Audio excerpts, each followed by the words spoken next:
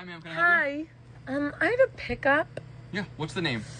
I don't exactly know the name. You think you could help me out? There's quite a few orders up here. What's your name? My name's Patricia, but it's definitely not under Patricia. I know I have a cup of soup on the order. We do have a Patricia. Yeah, a cup of soup, a stromboli, and a meatball sub. No. Like, my husband wouldn't. He just picked up the kids from soccer practice. He wouldn't have ordered a meatball sub, so that can't be it. And it wouldn't be under my name. Well, we have a Patricia with a cup of soup, like you said, a meatball sub, and a stromboli. No, sure that's not what he ordered? no. This is getting ridiculous. Let me just go call my husband. Okay, no problem. Stop, Fred. You ordered a meatball sub. We're supposed to be fucking diet. No, we're supposed to not be eating carbs. And ordered a meatball sub. You're embarrassing me. It is under Patricia. My husband gets a bit confused. Yeah, no worries. So you paying cash or card? You're telling me he didn't pay for it? No. There's still a balance on here. It's $52.95. I'm filing for divorce. Team, I like this. This is team effort. This is what I call a person that deserves his.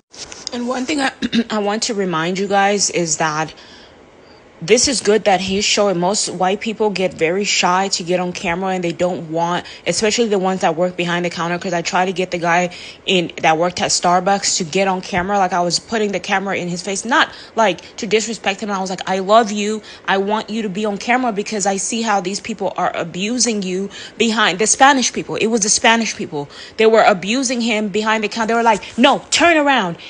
That the girl named Kat that worked at Starbucks, and she was like, turn around, you do this. And he was just like, yes, ma'am. Like, he was really respectful. And I looked at him and I said, I said, is this how you talk to our kind employees? You need to be fired. Like, I was looking at her, and he's trembling because he doesn't want to lose his job. He doesn't know where to go. In the AA community, usually people don't, they disrespect white boys, and they don't like them, and they make them do crazy things. They end up on drugs. So I understood why he was afraid. Right. And so, and he just kept, like, whenever I was recording, he kept following me, and he kept, because he wanted to be recorded. He just didn't want them to see, because he was like, every time I showed up, he would like pull out the trash and start going to throw out the trash every time, because white people understand the power of cameras. They embrace them. They have cameras in these businesses because they know they're very smart people. They know that people make up stuff and people lie all the time. Right.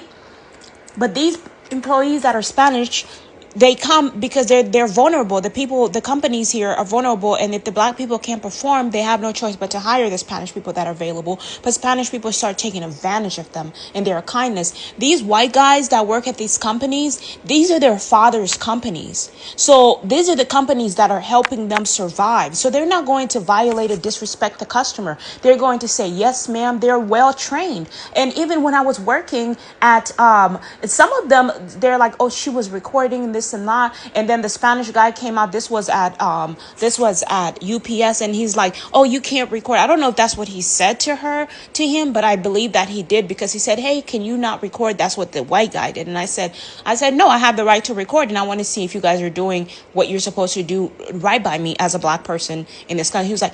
He was like, and I think I told him, I have it recorded. And I think I told him, why don't you just focus on your register and just get your job done. Right. And he was like, yes, ma'am. Yes, ma'am. Like, even in that moment, he was respectful. So this is what I always see when I go to companies. Most white people that work at these companies that are not the managers usually have more of an attitude. But the employees that work there are mainly super respectful, and they don't get shaken by other people's behavior, because they're trained to be this way. They're trained to speak properly. They're trained to work properly. This is how their mindset is. My stepdad was white, and even if he was white, even if he was my stepdad, he was still very well spoken. Like, that's just the way they talk. They don't speak any other language unless they learn how to speak Spanish, but they don't speak any other language but English. So they've learned to master the English language. My stepdad was a computer genius. And even if he smoked cigarettes and drank beers, he was still pretty respectful. Like, I mean, good enough. I mean, I don't know. He wasn't perfect. But so I've studied white people. I've been in New York where there is filled with white people and Asian people. But usually if you go to Manhattan, you see a lot of the white business people there. This is, to me, I feel like they're the dominant people in this country because they're not only headstrong, but they're also emotionally, like, business oriented, right? Business oriented. That's the employees. But then you have the women that have issues. But even the women, the girls that work, the white people that work, they're usually respectful unless they come from the hood and they've been hanging. Black people that are from the hood, they usually try to adjust to their ways and they start following their behavior. You get what I mean? And I'm like, listen, I've been in the hood. I don't let the hood change me. I don't let, because I'm too smart to allow ignorance to devour me. 1 second, and I do understand that you're trying to survive, but you have to turn the hood around. Don't let the hood turn you around and turn you into it. Right? So that's the battle we're having here.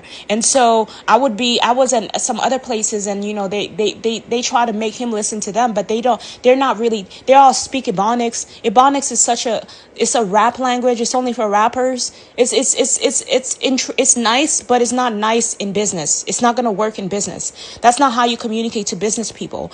The way you can communicate to business people is speaking proper English, speaking respectfully. That's how they know you're educated, you're smart. That's how white people work. I've been in New York. I've spoken to them. I'm like, hey, how are you doing? Shake their hands. It's nice doing business with you. I learned that from them. So your surroundings, you're going to become your surroundings. Simple as that. You don't see my sisters. I have plenty of sisters. Do you see them do what I do? And if you hear them talk, they don't even speak proper English like I do. They speak English, but they're still not as advanced at English as I am. And there is college level English too, right? Where they have bigger words. And that's their way of having a separate language. That's how you know someone graduated from something or whatever. But come on, Black Americans, like, you can totally learn proper English. You know what's the point of talking hood and ghetto?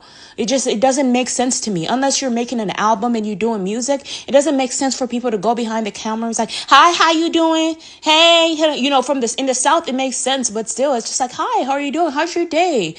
Oh, nice to meet you. Oh, really? Did you like that? Oh, so that's how I am.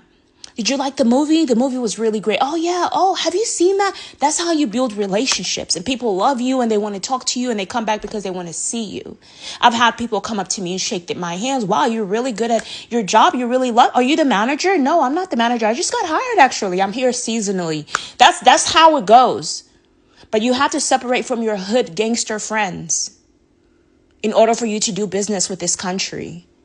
No hanging around in the hood. It's useless. You're not going to get anywhere. And I just don't like going to Starbucks or a location and I hear you talking like that. And then it makes sense why you're picking on people over small things, yet your company is falling apart. Or your is falling apart. Right? So, I mean, I love that he's showing up. I love that he's behind the counter showing us what's going on. And I want all customers to really show us how these people are behaving. And people mostly behave when the cameras are on. You know, they usually don't behave when the cameras are off. They behave when the cameras are on. So if you want to make them behave, then turn on your cameras. Because I don't have time to deal with an attitude. So the power of my camera, I put it on and they're trying to get rid of me fast. They're like, oh, here's your money. Oh, here this, and we're done. That's how I get out of the store fast, is when I turn on my camera, because I know I'm going into a space of ignorant people.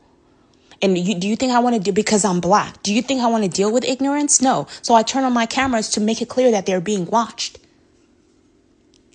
And when they see that they're being watched, they're going to be like, oh, let's do our job. Oh, let's do this right. Or sometimes they're like, no recording, fucking Spanish bitch. Go to your country where they don't record.